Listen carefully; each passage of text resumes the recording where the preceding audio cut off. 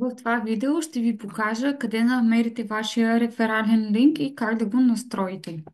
Отиваме в основния панел, както обикновено, и в менютата в ляво, ето тук може да кликнем и да отидем на контакт или на контакти. И ето тук Referral Links, реферални връзки, реферални линкове.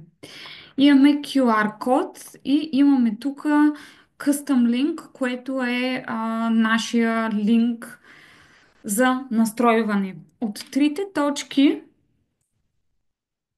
отиваме на Setup или настройка на линка.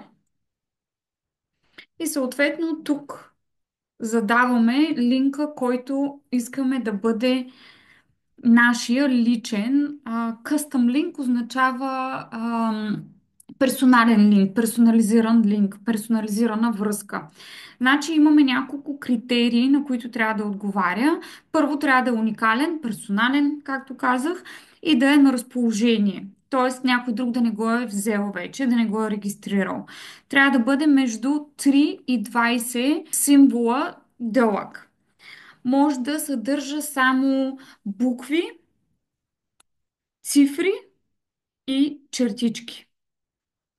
Чертите не могат да бъдат разположени в началото или в края, или да са една след друга.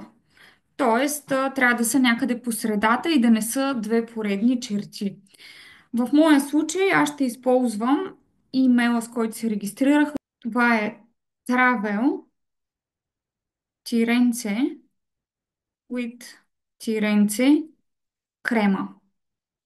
Имейла е с точки, в случая не мога да използвам точки, трябва да използвам чертички.